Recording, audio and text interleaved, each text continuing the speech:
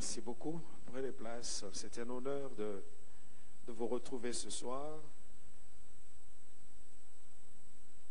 Et quel temps fort dans la prière. Ça a été, la prière a été faite et quelque chose se passait. Je bénis Dieu pour cette connexion. Vous avez bien évidemment les salutations des frères et sœurs de l'église Mosaïque à Paris, mais aussi de tous ceux des autres églises que nous gérons et qui savent que je suis ici et qui vous transmettent leurs plus fraternelles salutations en Christ.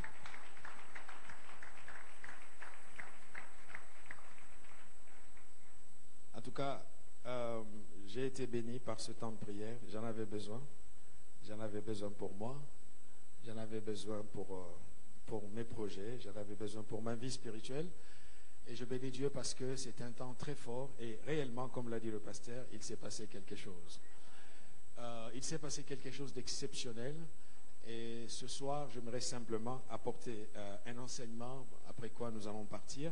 Parce que le Seigneur avait déjà agité l'eau et celui qui a été sensible a déjà reçu sa part. Vraiment que Dieu vous bénisse et rendez grâce à Dieu pour tout ce qui se fait. Je disais que la dernière fois, je n'avais pas trouvé, il n'y avait pas de climatisation.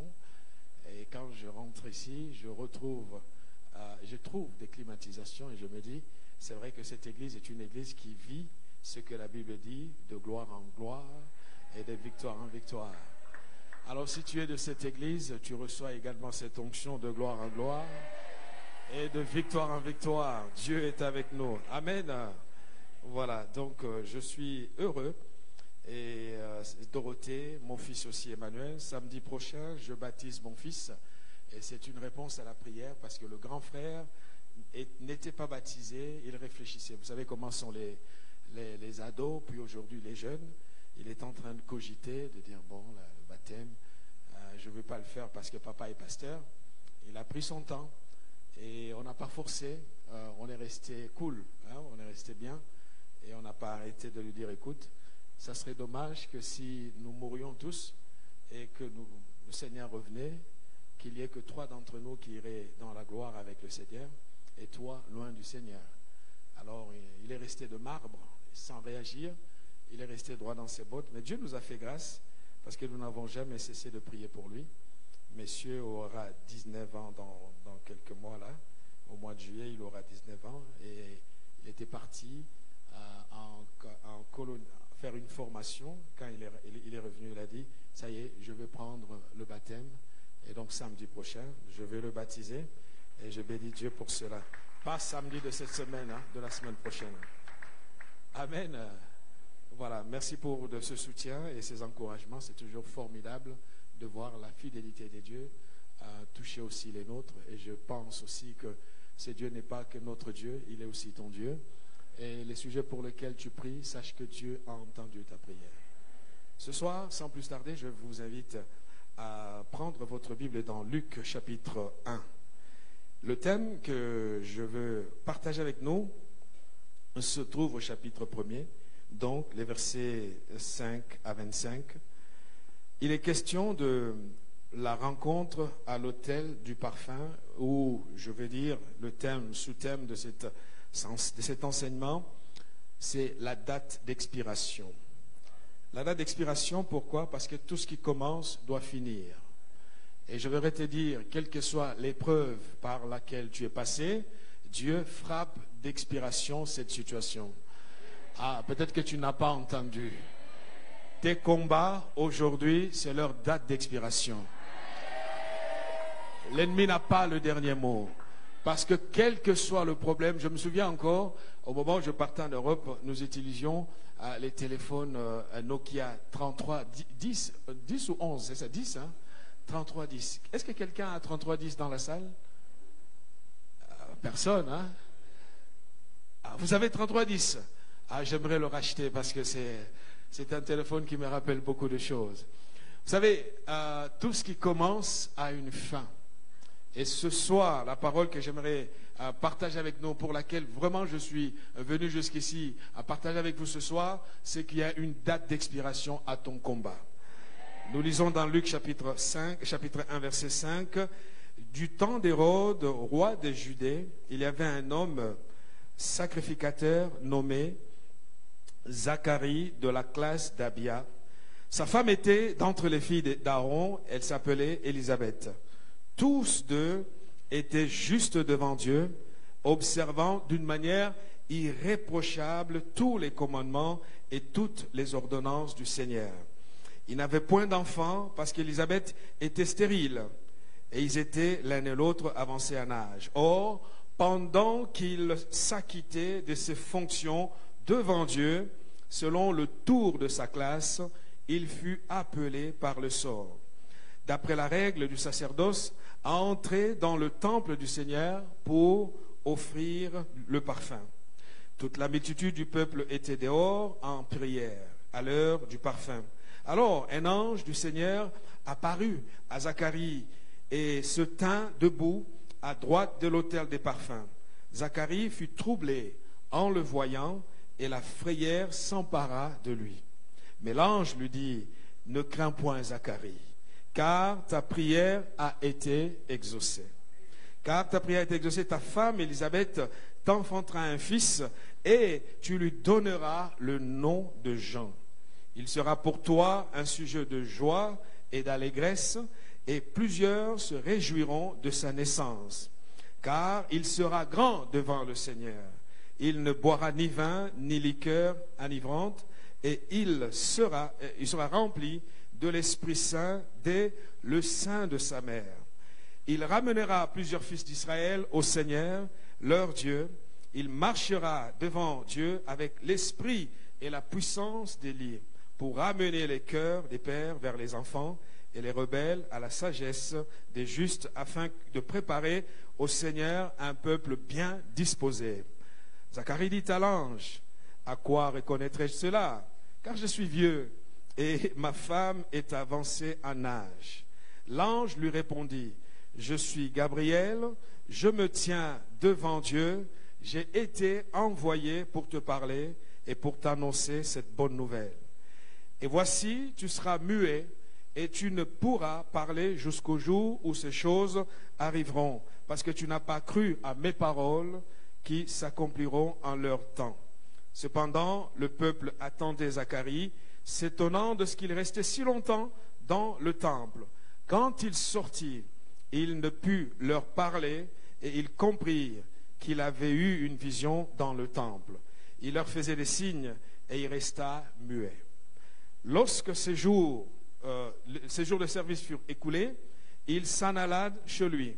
Quelque temps après, Élisabeth, sa femme, devint enceinte.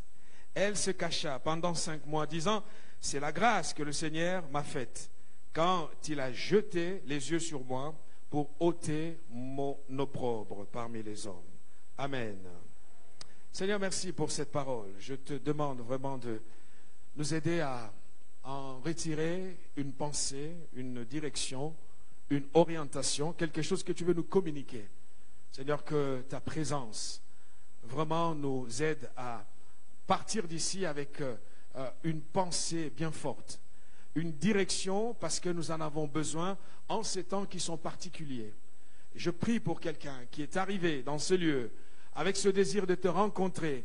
Permets, Seigneur, que cette rencontre puisse avoir lieu au nom de Jésus. Seigneur, pendant que nous partageons cette parole, je me soumets à toi et je m'abandonne entièrement entre tes mains. Ma prière, que tu sois glorifié et qu'à l'issue de ce temps, la bénédiction soit attribuée à chacun dans le précieux nom de Jésus. Amen. Voilà, nous avons le récit d'un homme que nous connaissons dans la Bible parce qu'il ne s'agit pas de n'importe qui, mais il s'agit du papa de Jean-Baptiste. Nous avons l'histoire de Zacharie. Le nom de Zacharie veut tout simplement dire « Dieu se souvient ». Ça vient du verbe « zékar », le verbe « souvenir » en hébreu, que Dieu se souvient. Et voilà que cet homme qui portait un nom de souvenir de Dieu avait dans sa chair un combat, avait dans sa vie un souci, parce que le temps passait, mais sa vie demeurait dans une impasse par rapport à la postérité. Zacharie était un homme fidèle. La Bible le dit, que lui et sa femme, Élisabeth, tous les deux étaient justes devant Dieu. Je ne sais pas pour vous, mais je me mets à la place de Zacharie et j'essaye de comprendre. Seigneur, comment est-il possible de te servir, d'être déclaré juste par la Bible et d'avoir à supporter une honte, une opprobre? Le mot est employé d'ailleurs dans la Bible. Sa femme Élisabeth dira que Dieu m'a libéré de ma honte. Ma sœur, mon frère, je sais qu'en venant à l'église, nous ne venons pas tous avec les mêmes témoignages. Certes, certains d'entre nous sont dans un combat avec le Seigneur. Certains d'entre nous sont dans une situation où ils ne comprennent pas ce qui est en train de se passer.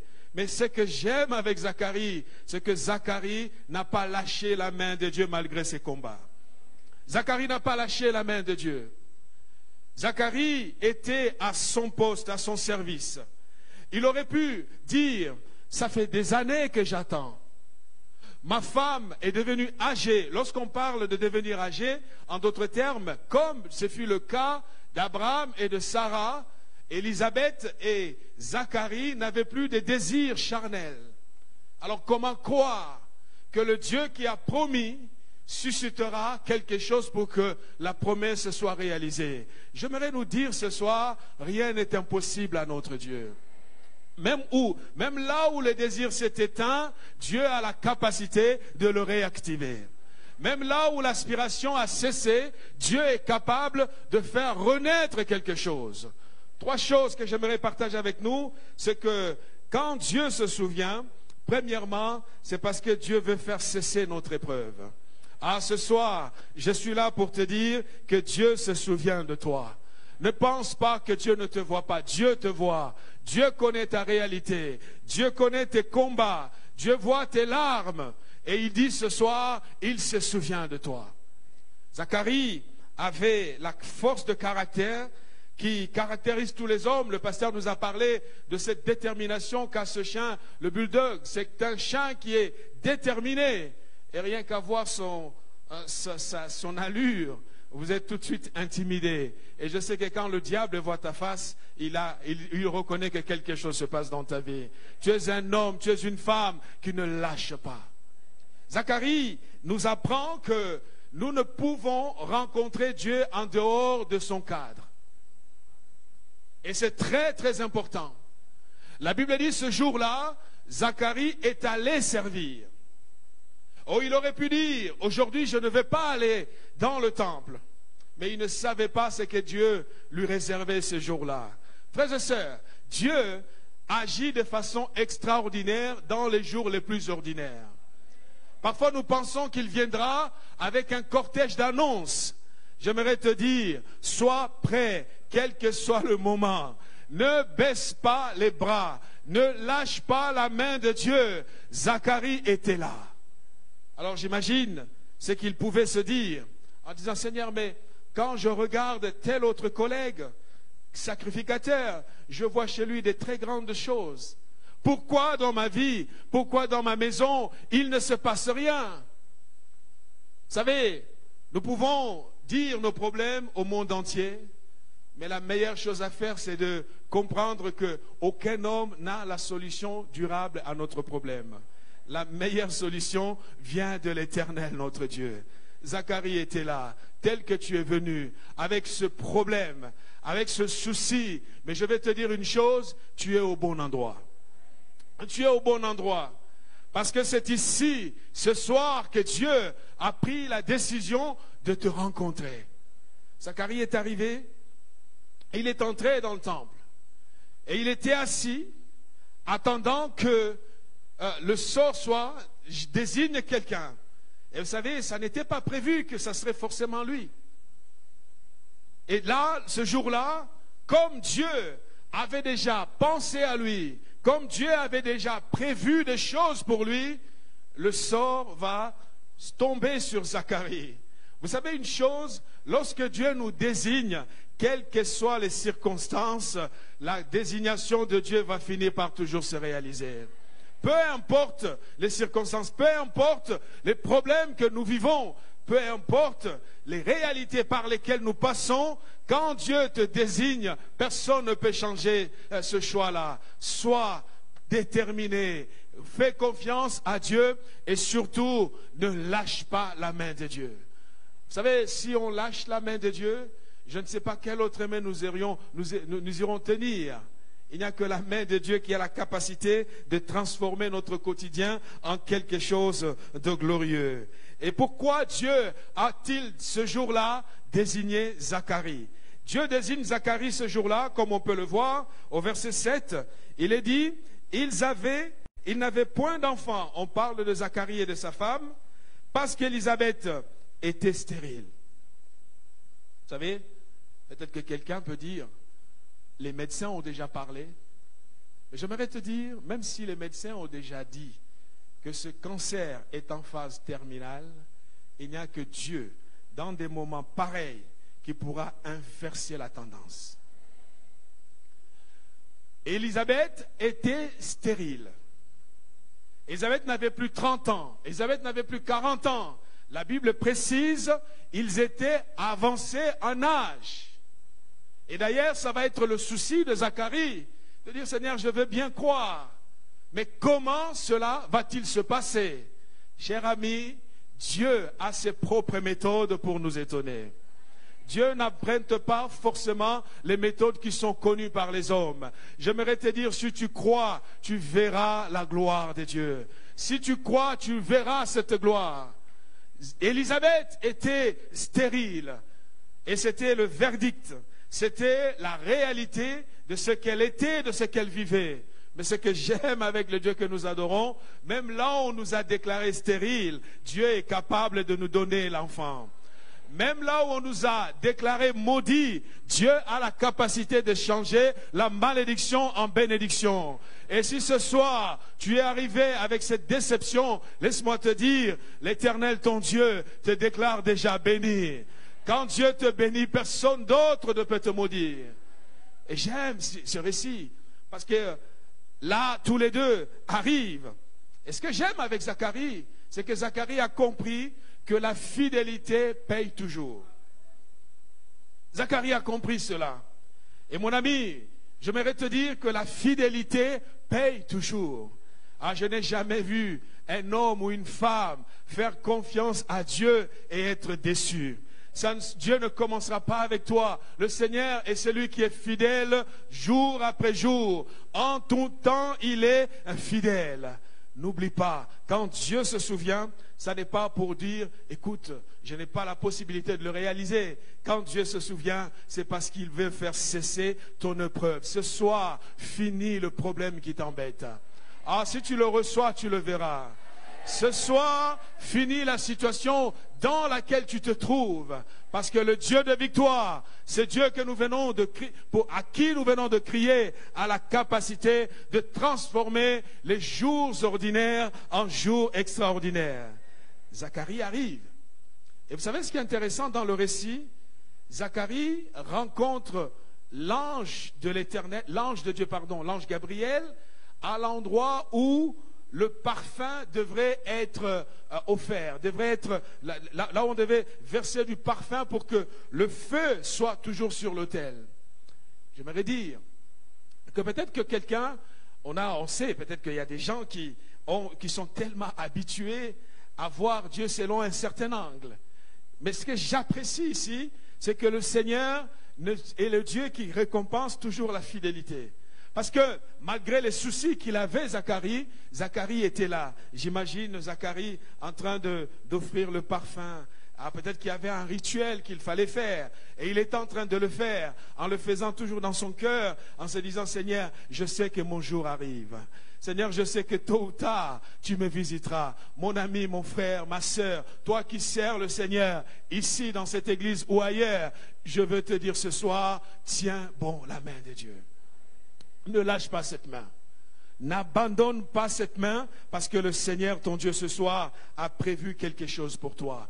Zacharie l'a rencontré. Vous savez, quand Zacharie voit l'ange, il est lui-même surpris. Quand la bénédiction de Dieu arrive, elle nous surprend toujours. Pourquoi? Parce qu'il est difficile de voir Dieu prendre les autoroutes connues. Dieu prend les routes inattendues. Alors peut-être que tu te dis, Seigneur, ce soir, qu'est-ce qui va se passer? Justement, ce qui va se passer, c'est que Dieu a déclaré ton problème, quelle que soit son amplitude, quelle que soit sa violence, aujourd'hui c'est le dernier jour. Aujourd'hui c'est le dernier jour parce qu'il y a une fin à toute chose. Ton Dieu est avec toi. N'oublie pas, le premier point très important, à chaque fois que Dieu se souvient, c'est pour faire cesser notre épreuve. La deuxième chose, quand Dieu se souvient, c'est parce qu'il veut fixer des limites à notre ennemi. Et j'aime cela, parce que le Seigneur, voyez-vous, est le Dieu qui n'oublie pas ceux qui marchent avec lui.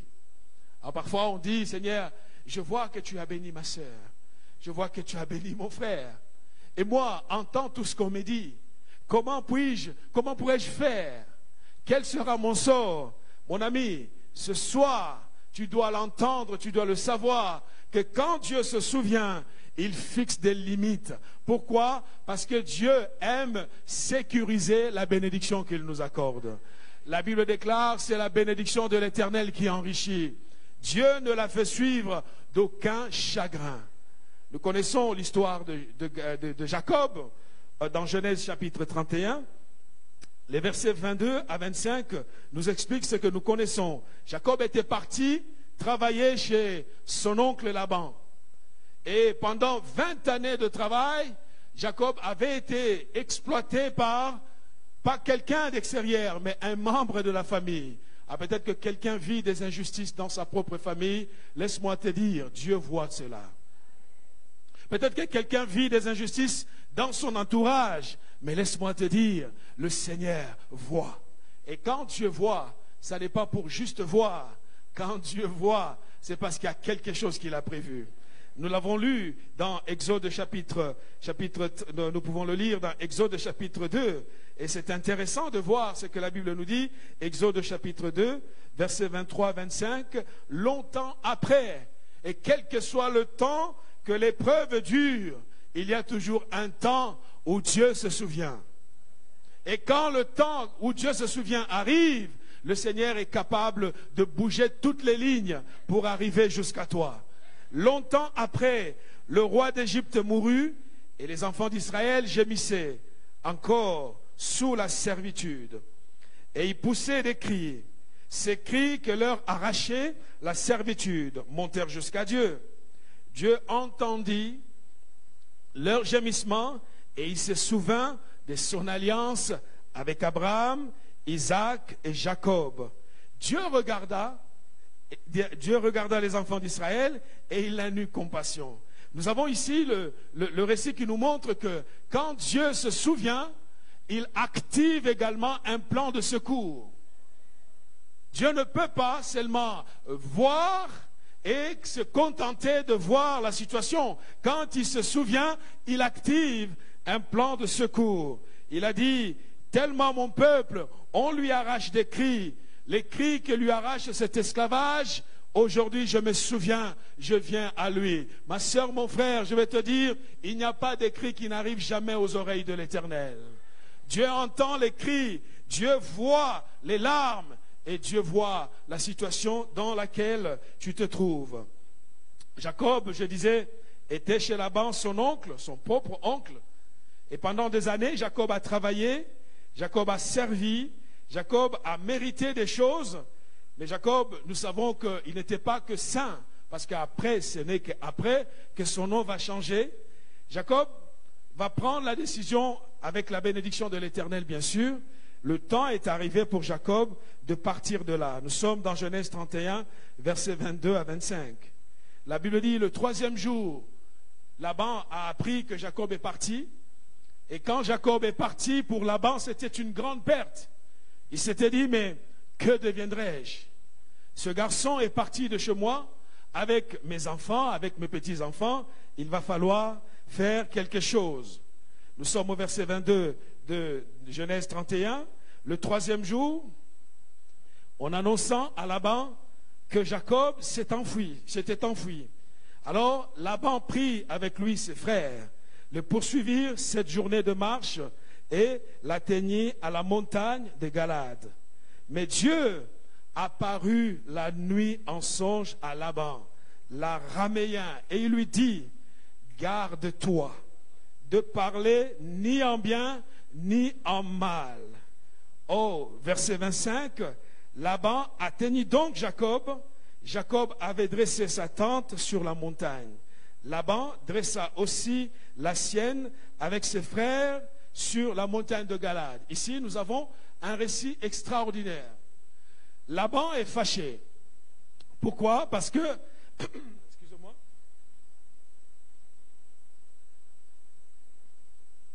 excusez-moi, c'est vrai qu'avec le micro, on peut juste m'augmenter légèrement pour que je n'ai pas besoin de crier.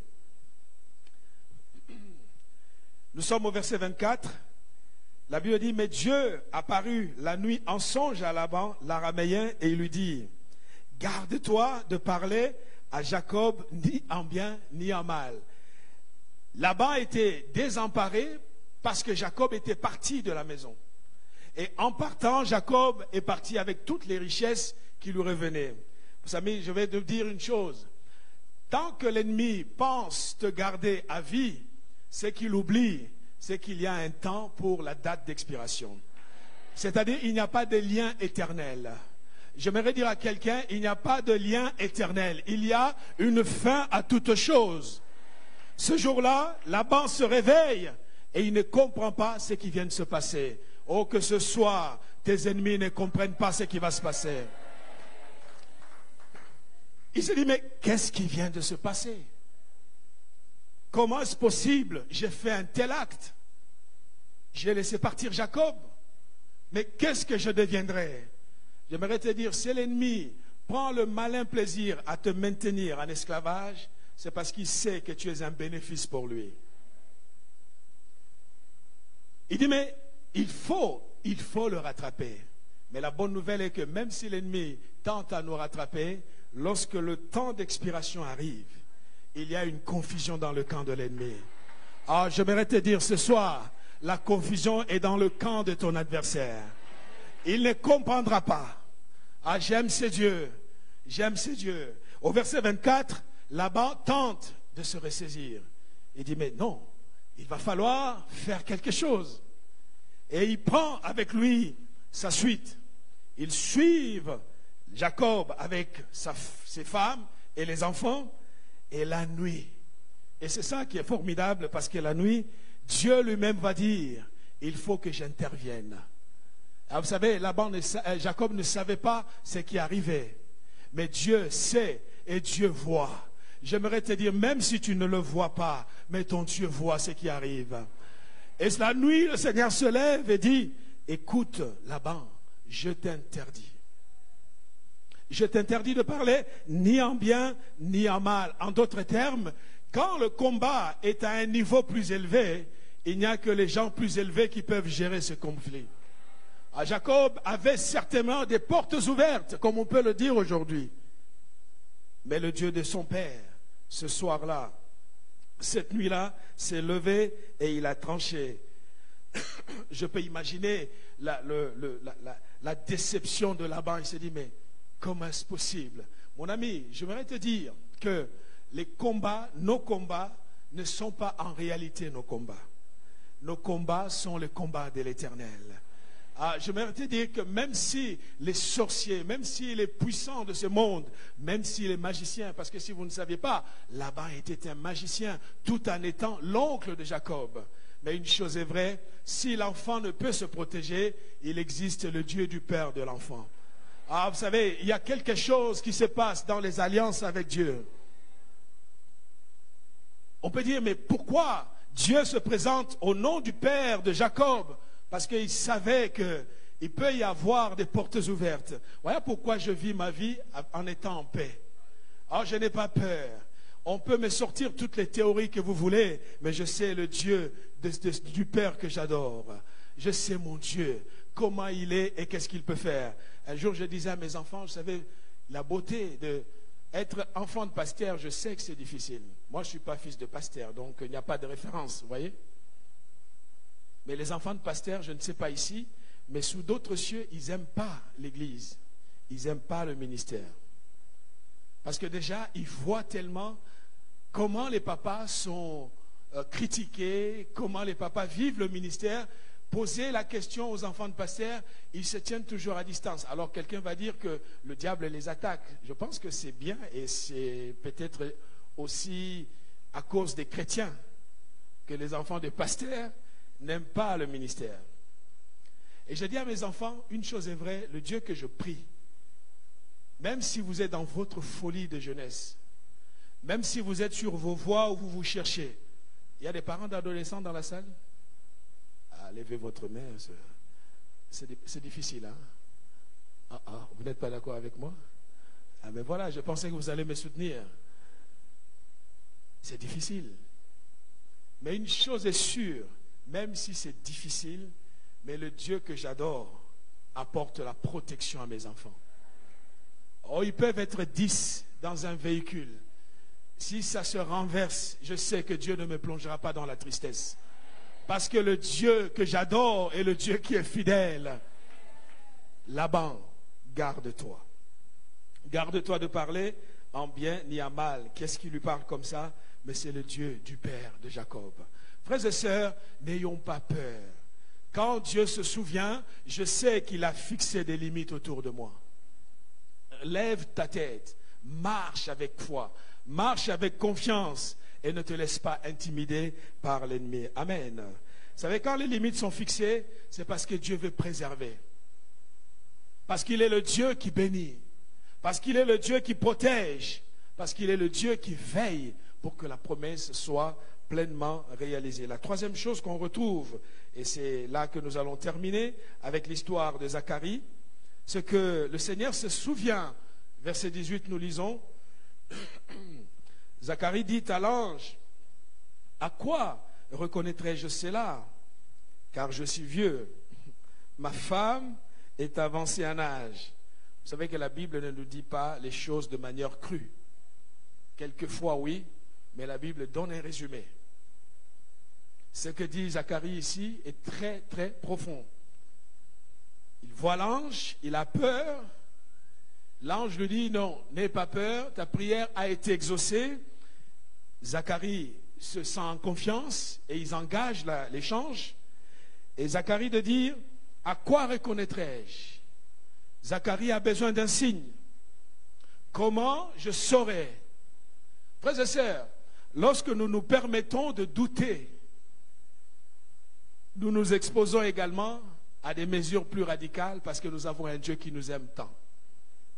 Il dit, à quoi reconnaîtrai-je? Je suis vieux. En d'autres termes, mon corps ne pense plus à ça. Quand bien même j'aurai le désir, mais je ne sais plus comment faire. En face, il n'y a plus de réaction. Ce qui est bien avec Dieu, c'est que pour arriver à la promesse, le Seigneur est capable de nous apprendre à faire des choses que nous avons déjà oubliées.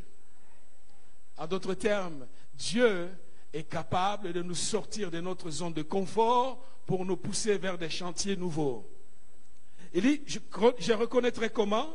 Je suis avancé en âge. Verset 19, l'ange lui répondit, je suis Gabriel, je me tiens devant Dieu, j'ai été envoyé. Frères et sœurs, pendant que nous ne voyons pas, Dieu a déjà mandaté des gens pour venir nous rendre visite. Et si tu regardes bien, tu ouvres bien les yeux, il y a un ange qui est à côté de toi, qui est en train de te parler. Si tu ouvres tes yeux de l'esprit, il y a quelqu'un qui est à côté de toi. Il dit, j'ai été envoyé. J'ai été envoyé pour te parler et pour t'annoncer cette bonne nouvelle. Si vous regardez le récit, l'ange sent qu'il y a un problème. Il est venu de très très loin. Il a quitté les cieux et il est arrivé jusqu'à Jérusalem. Non seulement à Jérusalem, il est entré dans le temple et il parle à Zacharie et il voit que Zacharie, ce type, risque de mettre en péril la promesse. L'ange, par amour, vous savez, il y a des choses que Dieu fait à notre égard parce qu'il nous aime beaucoup. L'ange voit qu'il n'y a qu'une solution ici, il faut fermer la bouche de cet homme. Pourquoi l'ange prend la décision de fermer la bouche de Zacharie, verset 20, et voici, tu seras muet. Tu ne pourras parler jusqu'au jour où ces choses arriveront. L'ange est en train de dire, c'est un principe très important, si nous voulons voir la manifestation de la gloire de Dieu, nous devons apprendre à fermer nos bouches. Il y a des gens qui avortent la vision, qui avortent les bénédictions par leur propre bouche. Parce que ce qui venait de se passer était tellement gigantesque. Et j'imagine, Zacharie sortir de là, ce n'est pas écrit, moi j'imagine. Zacharie sortir du temple et commencer à dire, ça y est les gars, j'étais là, j'ai vu l'ange, l'ange m'a dit ça, il m'a parlé comme ça, que bientôt je vais avoir un enfant. Et juste à côté de Zacharie, il y a aussi un autre sacrificateur qui a aussi ses problèmes, qui prie, qui intercède, qui demande à Dieu, et Dieu ne lui envoie pas l'ange. Dieu a vu qu'il y a des choses qui ne se font pas parce que Dieu n'est pas capable de les faire, mais parce que notre propre bouche nous pousse vers le mal. Mon ami, la vie et la mort, comme disent les proverbes, la mort et la vie sont au pouvoir de la langue. Quiconque l'aime en mangera les fruits. Quand Dieu se souvient, c'est parce qu'il y a une promesse à réaliser. Et comme la promesse arrive, apprends à éduquer ta bouche. Apprends à bien parler. Ne vois pas que ce qui est négatif. Ne vois pas que les impossibilités, l'heure a sonné, où tu dois déclarer la parole qui appellera à l'existence même les choses qui n'existent pas. Quand les gens te regardent, ils se disent, qu'est-ce qui est en train de se passer? Oui, quelque chose de gloire arrive. Bien-aimé dans le Seigneur, le temps arrive pour que ta manière de parler puisse changer. Sache qu'il n'y a pas d'autre souci plus grand que la puissance de ta propre bouche. Là, j'ai dit, mais si je laisse ce type, je vais faire le déplacement pour rien. Vous savez, il y a des anges qui ont été envoyés, mais tellement les gens sont incrédules qu'ils ont repoussé même la puissance des anges. Mais je ne pense pas que ce soit le cas des gens des Mimosas, parce que nous sommes un peuple qui croyons que ce que Dieu nous dit, ça se fait aussi. Mon ami, apprends à te taire. C'est difficile de se taire, vous savez. C'est difficile de se taire. À peine Dieu te promet quelque chose, ça y est, ça devient une publicité partout. C'est comme si tu paierais la RTNC pour qu'il passe cela à la télé tous les jours. Les meilleures choses se font lorsqu'on est dans le calme. Vous demanderez même à des services militaires, ils vont vous dire qu'il y a des opérations qu'on ne doit jamais divulguer. On se tait. En d'autres termes, sous d'autres formes, l'ange a obligé Zacharie à se taire parce qu'il y a un moment pour la louange. Il y a une saison d'incubation, mes amis. Or, parfois, nous pensons que Dieu nous a oubliés. J'ose imaginer, lorsque Zacharie sort du temple et il revient à la maison, il ramène un problème. Il était parti bien, mais il revient avec un problème. Et sa femme pense peut-être que Dieu, tu ne nous aimes pas. Ma soeur, mon frère, il y a des moments où nous avons l'impression que le sort s'acharne sur nous. Non, je suis là pour te dire, il y a des moments quand Dieu nous dit ou nous impose un silence parce qu'il y a une louange qui arrive. Quand Zacharie a ouvert sa bouche, c'était pour donner un nom. Que Dieu te donne d'ouvrir la bouche pour proclamer une louange qui arrive. Vous savez, il n'y a pas... Moi, je ne crois pas que quelqu'un pourra me bloquer plus que moi-même, je suis capable de le faire. Et ça, c'est une vérité, mon ami. Apprends à te taire. Apprends à te taire. Vous savez, pour se taire, c'est difficile. Mais Dieu, ce jour-là, l'ange a compris. Il a dit non, nous avons beaucoup de dossiers au ciel. Vous savez qu'il y a des dossiers. Et Gabriel est envoyé pour aller voir Zacharie. Il n'était pas envoyé pour aller voir Paul, ni Jacques. Mais la mission, c'était va chez Zacharie.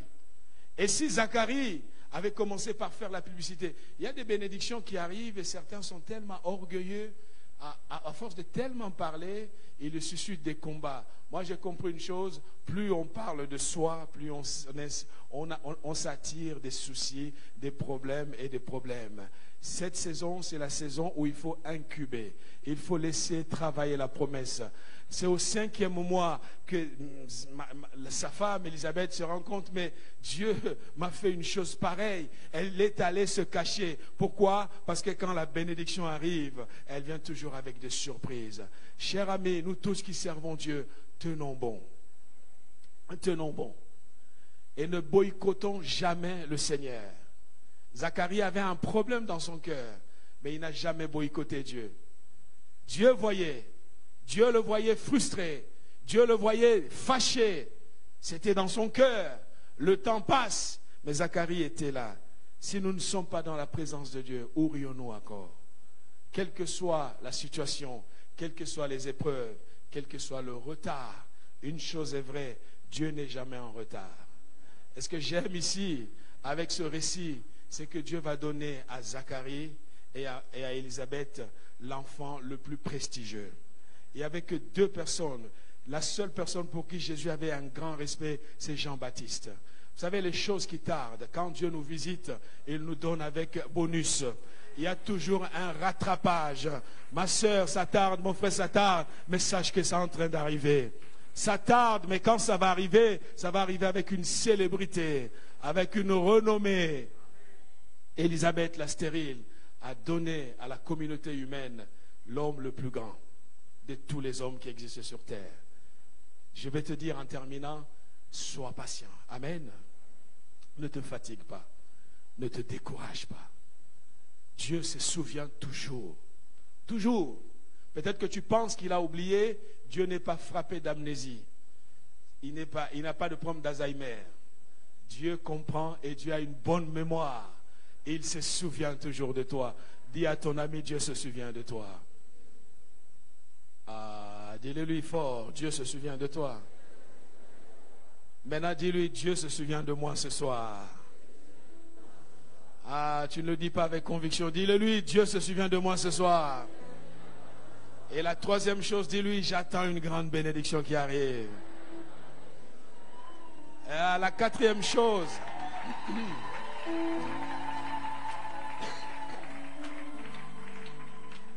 il y a une 4e chose. Dis-lui, je veux me taire. Non, mais tu ne crois pas ou quoi? Redis-le, je veux me taire jusqu'à.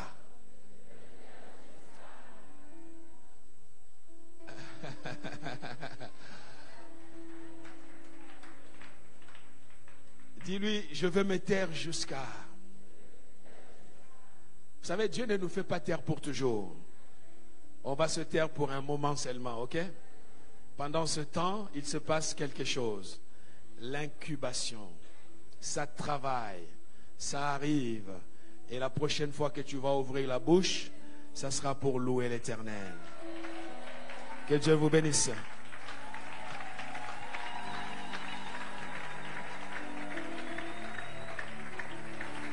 Alléluia.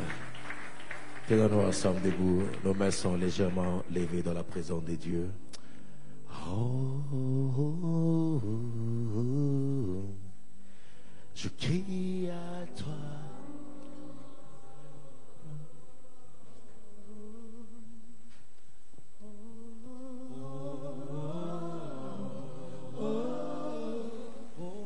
Je crie à toi,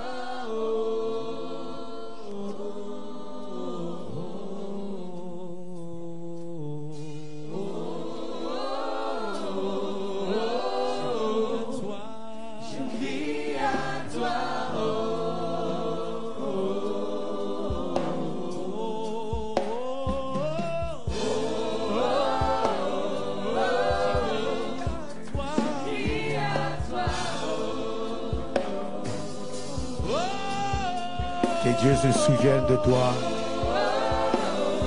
Que Dieu se souvienne de toi dans ton travail, dans tes heures de prière, les temps de sacrifice. Qu'est-ce que tu sacrifies pour que Dieu se souvienne de toi? Père, oh Dieu Seigneur, je crie à toi.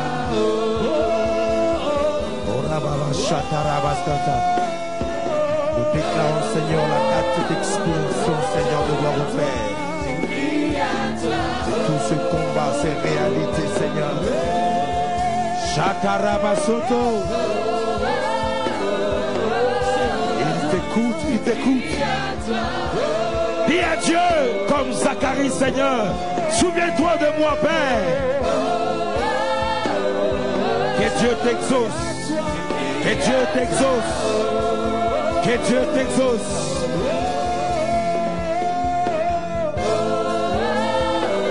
Que Dieu t'exauce. Je crie à toi. Que Dieu se souvienne de toi, de tes sacrifices.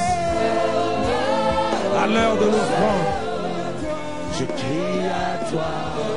Merci Père, merci au Dieu. Tu me fais, Seigneur.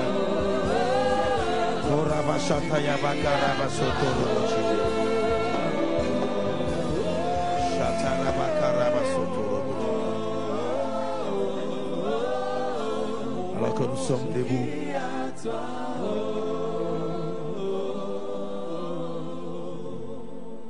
alors que nous sommes debout de la présence de Dieu, même ceux-là qui sont en ligne, bien-aimés, c'est vrai, cette parole nous redonne le courage. Il fait cesser nos épreuves. Il met des limites. Il nous donne la promesse de notre vie, de notre salut, de notre destinée. Et bien aimé, c'est aussi une interpellation. Qu'est-ce que tu fais pour que Dieu se souvienne de toi? On ne peut jamais se souvenir de quelqu'un sans action. Il faut qu'il y ait un livre de souvenirs. Je ne te demande pas de s'aimer, de bâtir l'autel, mais ta vie de consécration, de moments de prière. Tu dois trouver une raison quand tu viens dans la présence de Dieu et dire, Seigneur, souviens-toi de moi. Qu'est-ce que tu fais pour lui? C'était à l'heure du service, pendant qu'il s'acquittait de son service, malgré qu'ils étaient stériles, l'âge avancé, mais dans les temples, oh, je lève mes mains comme prophète de l'Éternel à tous ceux de Mimosa, même si pas engagés ouvertement dans un département, mais le fait que tu sois là chaque réunion, intercédant, priant avec nous à l'heure de l'offrande, alors que tu as sacrifié ton temps, que Dieu se souvienne de toi. Je dis que mon Dieu se souvienne de toi. Je suis en train de déclarer, bien-aimé par la foi, certaines personnes, même en sortant de cette réunion, les épreuves seront là, mais aie les yeux de la foi. Crois que c'est fini aujourd'hui. Et je déclare que quand Dieu se souvient de toi, non simplement il fixe les limites pour tes ennemis, mais il étend aussi tes limites. Tu ne m'as pas saisi. Je dis, ce soir, il limite l'activité de tes ennemis. Comme Job, Satan ne peut pas toucher ta vie. Il va mettre des limites, mais aussi, il va étendre tes limites. Dans le nom de Jésus-Christ de Nazareth, je prie que mon Dieu se souvienne de toi, à la chorale, à l'intercession, à la jeunesse, à l'évangélisation, chez les conseillers, chez les mamans, chez le couple. Vigile, Seigneur au Père, à ceux-là qui balayent, Seigneur, de leur Père, qu'on ne le voit pas ici, Seigneur. Père, je prie, ouvre les livres de souvenirs. Ouvre les livres de souvenirs. Que mon Dieu t'exauce. Que mon Dieu t'exauce. Allez, Kodim, que mon Dieu t'exauce. Que Dieu se souvienne de toi, tes dîmes, tes aumônes. Bien-aimé, tes aumônes. J'attends à mes oreilles les aumônes. Deux fois on oublie les aumônes. C'est les offrandes qu'on donne au-delà de l'église. Le pauvre qui passe devant nos véhicules, Dieu se souvient de tes aumônes. Il a dit à Corneille, tes aumônes sont montées vers moi. Pas les dîmes, pas les offrandes, mais les aumônes. À chaque fois que tu as remis à ce pauvre sur la rue, à chaque fois que tu as donné à cet homme sale, aveugle, bien-aimé, tu amasses des trésors au ciel. Je me tiens sous tes sacrifices. Bien-aimé, ça fait partie des gestes prophétiques. Comment tu donnes à un pauvre? Hey! Pas à l'église, pas la dîme, pas un pasteur, mais tu donnes à un pauvre. Mais Dieu dit tu prêtes. Comment se fait si tu donnes à un pauvre, mais Dieu dit tu prêtes à l'Éternel? Il a bien spécifié en disant ceci, c'est quand tu donnes les aumônes, c'est lui qui donne aux pauvres. Prête à l'Éternel. Ainsi tu verras tes enfants, les choses leur seront facilitées. Ils ne vont pas comprendre combien tu prêtes à l'Éternel. Beaucoup de guérisons traînent à l'église parce que nous omettons de faire ce qui est essentiel. Beaucoup de guérisons traînent et beaucoup de démons persistent parce que il n'y a rien devant le trône de la grâce de Dieu. Quand Dieu voit ton autel, qu'est-ce qu'il voit? Murmure. Quand Dieu regarde ton autel, qu'est-ce qu'il voit? Tu n'es pas engagé dans l'œuvre de Dieu. Une interpellation. Mais même quand même tu le fais, mais c'est avec murmure, avec nonchalance, avec négligence. Je prie que les dieux et souvenirs se souviennent de toi. Ta prière a été exaucée. Je dis ta prière a été exaucée. Je dis ta prière a été exaucée. Au nom de... Au nom de... Sois béni, sois béni, sois béni. Nous acclamons le Seigneur. Que Dieu bénisse ces numéros que nous voulons donner pour l'avancement de l'œuvre de Dieu. Que Dieu soit glorifié, que Dieu soit glorifié. Et là aussi, on doit vraiment mettre le point sur le i. S'il vous plaît, notre manière de donner compte aussi. Ça laisse entrevoir, bien ça accuse notre consécration, la manière de donner. Je ne peux pas comprendre dans une réunion qui va au-delà de 600 personnes et même la semaine et n'est pas atteindre $300 dans nos offrandes. Il est bon d'en parler parce que nous sommes église. Les dimanches, les gens en tout cas s'attellent pour donner le meilleur d'eux-mêmes, mais 2 fois la semaine, on est un peu négligent par rapport aux offrandes. Apprenons à donner le meilleur de ce que nous avons. Ainsi le livre de souvenirs sera ouvert. Alléluia. Et avant que je ne puisse prier, que Dieu puisse t'inspirer. Tu ne prendras pas les petits billets. J'ai prié le Seigneur. Dieu va m'exaucer aujourd'hui. Alléluia. Gloire à notre Seigneur. Notre manière de donner. Les offrandes font partie du culte. C'est dans l'adoration. Alléluia. Que Dieu bénisse son peuple dans le nom de Jésus. Amen. Et je sais que tu es déjà béni. Je dis tu es déjà béni. Merci beaucoup en tout cas, pasteur. Ça vient à pic en tout cas ces messages. Parce que nous sommes l'église, c'est notre 5e année. Et il est important, bien aimé, de s'engager à l'église. D'être dans les services. Ça va nous faciliter en tout cas plusieurs prières en force, en jeûne. Mais les services, Dieu l'a établi à l'église. Bien sûr pour répondre aux besoins du peuple de Dieu, mais aussi pour nous protéger nous-mêmes, nous garder nous-mêmes, donner à Dieu une opportunité de nous bénir, parce que Dieu ne peut que protéger ses intérêts. Gloire au Seigneur. Amen. Et je pense bien que le pasteur Oleko va encore revenir pour nous parler de notre journée des portes ouvertes. Je pense bien, parce qu'il y a beaucoup qui m'ont appelé, il y a des gens qui voulaient savoir est-ce que le bâtiment est déjà fini, mais le pasteur m'a laissé entendre, ça sera juste un premier contact, donc nous aurons encore d'autres portes ouvertes. C'est juste pour que les membres de l'église puissent savoir le lieu, n'est-ce pas, de notre école. Donc les choses ne sont pas vraiment totalement terminées. Du reste, lui-même, il est là pour ce que les travaux puissent s'accélérer. Et je sais que le samedi, nous aurons quand même un cadre qui ne sera pas trop comme on attend, que ce soit des bâtiments tout terminés, finis, avec les tableaux tactiles. Je sais que ça viendra. Amen.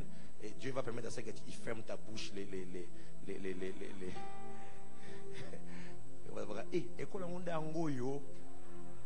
gens, la bouche la même. Il passera ici. Donc nous rappelons demain, 30 avril, la prière est organisée ici en jeûne et prière. 2 tranches, 9h à 12h, et les après-midi 14h à 16h. Samedi, nous rappelons à la jeunesse, suite et fin des enseignements sur le choix du conjoint selon Dieu. Orateur, le pasteur Alphonse Fikaer, 16h30 à 19h. Et dimanche, nous rappelons nos 2 cultes, 7h30 à 9h30, et les seconds de 10h à 12h. Et priez aussi pour la famille de Papa Martins. Sa femme, Maman Marjolaine, a perdu son père depuis quelques jours. Donc l'enterrement aura lieu le lundi, je pense que le lundi le 3 à Lubumbashi. Donc nous prierons pour eux, que Dieu puisse soutenir la famille. Prions aussi pour Papa Benjamin qui a perdu sa cousine. Il m'a appelé les avant-midi. Prions pour eux et nous savons que Dieu va nous soutenir en tant qu'Église, pleurer avec ceux qui pleurent. Que Dieu soit béni. Alors pasteur, juste quelques minutes. Voilà, comme l'a dit le pasteur, parfait. Ce samedi à 10h, parce que c'est un jour férié, on ne veut pas embêter les parents, les fatiguer avec des programmes l'après-midi, d'autant plus qu'il y aura un programme pour les femmes l'après-midi. On appelle ça le brunch qu'on propose aux parents, que les parents, pas les parents d'élèves. Nous attendons environ 150 personnes. L'idée, c'est de vous montrer le bâtiment qui n'est pas encore totalement fini, mais que vous veniez voir les travaux finis. On est en train de meubler bientôt. Donc, vous savez, pour meubler, il faut commander la livraison, le temps que les choses soient placées. Donc, il y aura 3 portes ouvertes. Cette première porte ouverte, c'est pour montrer qu'à vous, Église, en fait. Donc, on ne prend pas les gens de l'extérieur. On vient montrer à l'Église. Nous avons fait des annonces. Le bâtiment est quasi terminé. Les portes, les murs, les portes, ils sont en train de tout faire, de s'activer pour que samedi matin, autour d'un brunch qu'on appelle le cocktail, que les parents de l'église, ça c'est par respect pour vous, parents de l'église, venez voir. Je suis seul cette fois-ci, comme vous voyez. Madame Mathilde n'a pas été autorisée à voyager parce qu'il y a un confinement en France. Pour sortir du territoire, il faut un motif impérieux. Et moi, j'ai la possibilité de sortir parce que je suis pasteur et j'ai le motif impérieux. Donc la police m'a laissé quitter la France. Sinon, les gens ne sont pas autorisés à sortir. Mais la semaine prochaine, ils vont enlever la mesure. Les choses vont redevenir dans l'ordre. Donc, toute la partie électronique, toute la partie meuble, c'est dans le timeline que nous nous sommes fixés. C'est entre mai et juin qu'on le met.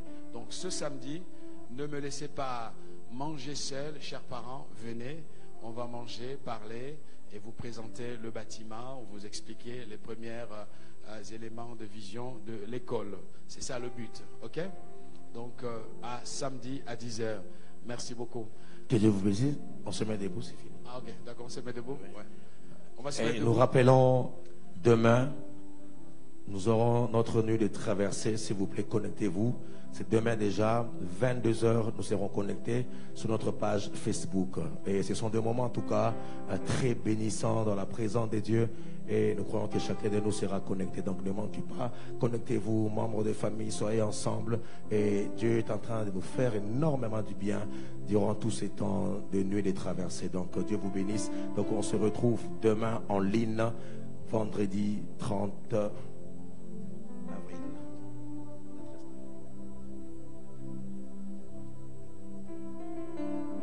Donc l'adresse de l'école, c'est croisement des avenues Koutou et Ngombi. Croisement des avenues Koutou et Ngombi, référence arrêt pharmacie. Donc c'est juste à quelques minutes d'ici. Okay. Voilà, on va se lever. On est déjà debout. Fermons les yeux. Lève les mains vers le haut, comme quelqu'un qui attend quelque chose. Et je vais prier pour toi. Donc je rappelle pour l'école, c'est de 10h à 12h. On ne veut pas abuser de votre temps. Venez passer ces moments ensemble avec nous, chers parents. Vous qui avez des questions, nous serons là pour apporter des réponses. Seigneur, au nom de Jésus, je porte ton peuple devant toi. Seigneur, merci parce que nous avons reçu tellement de choses ce soir. Merci pour l'onction qui est palpable dans cette église. Merci pour la direction. Merci pour les chants. Merci pour le message. À présent que nous repartons à la maison, accorde-nous une soirée agréable, Seigneur. Veille toi-même sur nos pas. Protège-nous du mal. Préserve ton Église. Permets-nous de terminer cette semaine avec la faveur de Dieu.